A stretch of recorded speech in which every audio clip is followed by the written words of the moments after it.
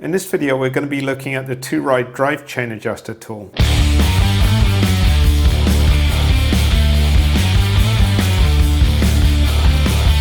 Full disclosure, I received these from TwoRide for review purposes. TwoRide sent me two tools, an orange one and a black one. Other than the color, they're exactly the same. Inside the packaging you get an instruction sheet. This shows bike compatibility. There are two tools available, one for KTM, Husqvarna and Husaberg, and another for beta bikes. Before we get into the details of how to use the TwoRide tool, I thought I'd take a few minutes to explain the importance of adjusting chain slack. If the chain is too tight, it puts a lot of stress on the countershaft, and the countershaft oil seal can leak. It also puts a lot of stress on the chain itself and the sprockets, and can promote excessive wear. If the chain is too loose, it can derail in extreme cases and can be very noisy. So it's important to have the chain adjustment just right. In this diagram I'm showing the swing arm pivot point and the front sprocket in exactly the same position. When the swing arm moves up or down, the distance between the front sprocket and rear sprocket doesn't change, so the chain tension doesn't change also. So this makes it very easy to adjust the chain at any point in the swing. One example of this type of layout is the BMW G450X.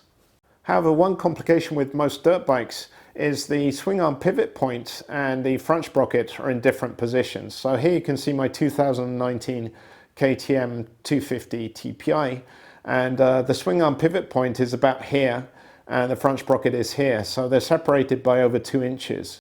As you can see in this diagram, when the swing arm pivots around the pivot point, the distance from the front sprocket to the rear sprocket changes. So the distance is maximum when the front sprocket, the pivot point of the swing arm, and the rear sprocket are in alignment, and then you get more chain slack when the swing arm drops down or goes above that point. So when you adjust your chain slack, it's important that you're aware of how the chain tension changes when the swing arm moves. Most manufacturers will recommend a position for the swing arm to do the measurement. KTM recommend that you put the bike on a stand and the rear wheel is off the ground and fully down. To adjust the chain slack using the TwoRide tool, the first step is to put the bike on a lift stand so the rear wheel is lifted off the ground. And to check the tension of the chain using the tool, first you need to orientate the tool correctly. So on the side of the tool there's an arrow indicating front, so make sure that's correct. And then slide it over the chain slider, and if you have problems sliding it over because the chain's too tight, it would indicate that the chain needs slackening off, so you have to slacken it off. In my case, I can easily slide it on, and to measure the tension, you have to line up the back of the tool with the front of this cutout hole here. And I can see here the chain is quite slack, so it's going to need tightening up a little bit. To adjust the chain tension, you'll need to shift the position of the rear axle either backwards to increase the chain tension or forwards to reduce it.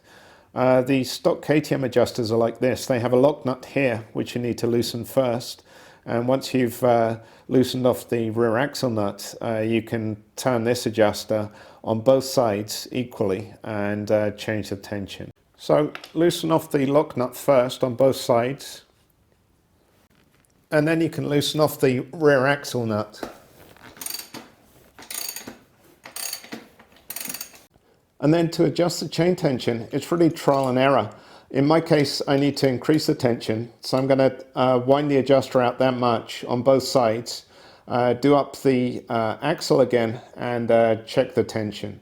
Okay, so I've adjusted the rear axle adjusters equally on both sides, and I've put the TwoRide tool back in, and I'm checking the chain tension now, and that looks nice. It's not floppy, but it's not super tight either, so I think that's just about right. Okay, so I've confirmed the chain slack is good. Before I tighten everything up to spec, I like to check that the adjusters on both sides are adjusted equally. So the measurement I take is from this machine surface on the swing arm to the axle adjuster block. And I use some calipers. I've already measured the other side and it measured exactly 29 millimeters. So I'm measuring this side as well, and that looks exactly the same. So I know both left and right are the same, and the wheel alignment should be good. So then I can go ahead and tighten up the lock nut and torque the rear axle to 80 Newton meters.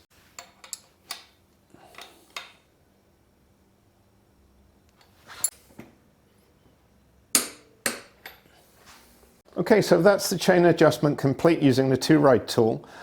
Just to prove that using this block it results in a good adjustment, I'm going to remove it and I'm going to measure the chain slack using caliper. So the way it's described in the manual is to measure from the swing arm here up to the chain when it's under tension. Okay, so using my calipers, I'm measuring exactly 50 millimeters. Interestingly, in the KTM manual, it says the chain slack should be between 55 and 58 millimeters. So it's a bit less than what's in the manual. I did contact TwoRide, and they mentioned that the KTM spec is over conservative and it results in too much slack.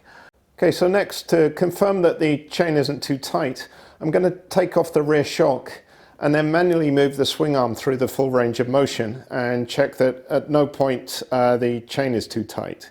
The maximum tension should be when the front sprocket, the swing arm pivot and the rear sprocket are aligned. So when the rear sprocket is up here, it should be maximum tension. So I'll check that and make sure there's no problem. Okay, so I've removed the rear shock and I can easily manually move the swing arm up and down. So I'm going to check the chain tension. At the bottom there's quite a bit of slack. As I move it up, the slack should reduce until the front sprocket, the swing arm pivot and the rear sprocket are in alignment. Then you get the minimum amount of slack, which is just around here.